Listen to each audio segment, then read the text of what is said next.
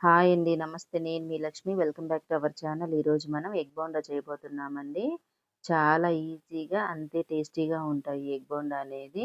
Evening స్నాక్స్‌కి ఏదన్నా తినాలనిపించినప్పుడు సింపుల్‌గా, టేస్టీగా ఇలా ఒకసారి చేసుకొని తిని చూడండి. మళ్ళీ మళ్ళీ ఇలానే తినాలనిపిస్తుంది. ఎగ్ బోండా అనేది మనము చాలా రకాలుగా చేసుకొని తిని ఉంటాం గదా! ఒక్కసారి ఇది చేసుకొని తిన్నారంటే వదలరండి. అంత టేస్టీగా ఉంటుంది. మళ్ళీ మళ్ళీ తినాలనిపిస్తుంది. ఇప్పుడు ఇది ఎలా చేయాలో తయారీ విధానం చూద్దాం. ముందుగా ఒక 4 ఎగ్స్ తీసుకునేసి ఇలా బాయిల్ చేసుకోవాలి. నేను ఆల్రెడీ బాయిల్ చేసి పెట్టున్నానండి. ఇప్పుడు వీటిల్ని ఇలా చాకుతో మనం నిలువుగా కట్ చేసుకోవాలండి. ఇలా పొడుగ్గా కట్ చేసుకోవాలి. చూసారు గదా! ఒకవేళ మీరు ఎక్కువగా తీసుకోవాలన్నా గూడా ఎక్కువ క్వాంటిటీలో తీసుకోవచ్చు. నేనైతే 4 ఎగ్సే చూపిస్తా ఉన్నాను. 5 గాని, 6 గాని ఎన్నైనా తీసుకొని చేసుకోవచ్చండి. అన్నీ మొత్తం ఇలానే కట్ చేసుకున్నాం గదా! ఇప్పుడు ఇవి పక్కన పెట్టుకునేసి ఒక మిక్సింగ్ బౌల్‌లోకి ఒక కప్పు నిండా శనగపిండండి. ఇలా కప్పుకి ఫుల్‌గా తీసుకోవాలి.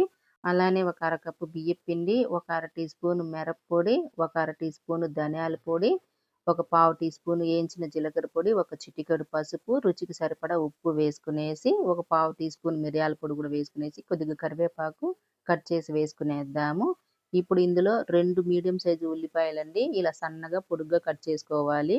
మనం తీసుకున్న ఈ ఎగ్స్‌కి ఈ ఉల్లిపాయలనేది సరిపోతుంది. ఒకవేళ ఎక్కువగా చేయాలనుకున్నప్పుడు ఉల్లిపాయలు గూడా ఎక్కువగా తీసుకోవాలండి. అంటే మనం 5, 6 గుడ్లకి ఎన్ని సరిపోతాయో అన్ని తీసుకోవాలి. ఇప్పుడు ఈ ఉల్లిపాయలంతా ఇందులో వేసుకునేసి ఉల్లిపాయల్లో చెమ్మంతా పిండికి పట్టేలాగా ఇలా కలిపేయాలి. మొత్తం ఇలా బాగా కలిపిన తర్వాతనే కొద్ది కొద్దిగా నీళ్లు వేసుకుంటూ కలుపుకునేయాలండి. ఇలా నీళ్లు వేసి కలిపేప్పుడు మనకు పిండనేది కొంచెం జారుడుగా అయిపోయిందంటే అప్పుడు శనగపిండి వేయండి. బియ్యపిండి వేయకుండా. బియ్యపిండి వేస్తే మరీ ఎక్కువగా క్రిస్పీగా వస్తాయి. కాబట్టి శనగపిండి వేయాలి. చూసారు గదా!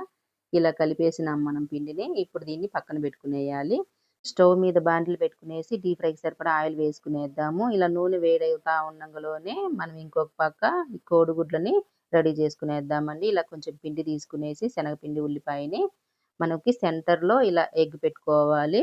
ఇలా పెట్టుకున్న తర్వాత మళ్ళీ ఈ సైడ్ గూడా పిండి మొత్తము కవర్ చేసేయాలండి. మీకు చూపిస్తాను చూడండి ఎలా చేయాలా అనేది.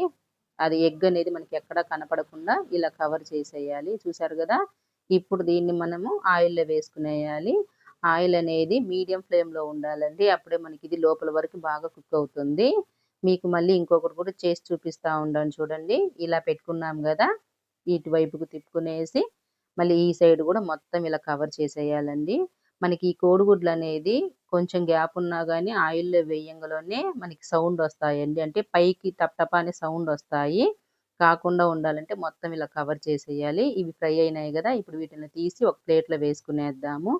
మీకిట్లా చేసేకి ఇబ్బంది అనిపించినప్పుడు ఒకేసారి ఇదేలాగా కలిపి ప్లేట్‌లో బెట్టుకోండి. అంటే మనకి ఉల్లిపాయ, శనగపిండినంతా ఎగ్స్‌కి ఇలా పట్టిచ్చేసి ప్లేట్‌లో బెట్టుకునేసి ఆయిల్‌లో వేసినామంటే ఇది గూడా ఈజీనేనండి. చూసారు గదా! నేను ముందు వేసినట్టుగా అయినా లేదా ఇప్పుడు ప్లేట్‌లో కలిపి చూపించినట్టుగా అయినా మీకు ఎలా కన్వీనియంట్‌గా అయితే అలా వేసుకోండి ఎగ్ బజ్జీ అనేది. మంట అనేది లో టు మీడియంలో పెట్టుకునేసి ఇలా బంగారు కలర్ వచ్చేంత వరకు ఫ్రై చేసుకోవాలి. అప్పుడే మనకి లోపల వరకు క్రిస్పీగా చాలా టేస్టీగా ఉంటాయండి. అన్నీ ఒకేసారి చేసుకున్నాక చూపిస్తానండి నేను. మొత్తం మనకి తీసుకున్న 4 ఎగ్స్‌కొచ్చిన బజ్జీలండి ఇవి. ఇలా సింపుల్‌గా, టేస్టీగా, హెల్తీగా ఈవినింగ్ స్నాక్స్ లాగా చేసి పెట్టండి. పిల్లలు గూడా ఇష్టంగా తింటారు. ఎగ్ బోండా లోపల గూడా ఎంత చక్కగా ఫ్రై అయిందో కట్ చేసి చూపిస్తాను చూడండి. ఇది టమోటా సాస్‌తో అయినా తినేయొచ్చు, లేదా ఉట్టిగా అయినా తినేయొచ్చు. ఉల్లిపాయలు నంచుకొని తినండి సూపర్‌గా ఉంటుంది. వీడియో నచ్చితే లైక్ చేయండి, షేర్ చేయండి. మరిన్ని రెసిపీస్ కోసం మన ఛానెల్‌ని సబ్స్క్రైబ్ చేసుకొని పక్కనే ఉండే బెల్ ఐకాన్‌ని క్లిక్ చేస్తే నేను పెట్టే వీడియో మీకు నోటిఫికేషన్ వస్తుంది. ఈ బజ్జీ నచ్చితే ఒక లైక్ చేయండి. మీకేమనిపించిందో కామెంట్‌లో చెప్పండి.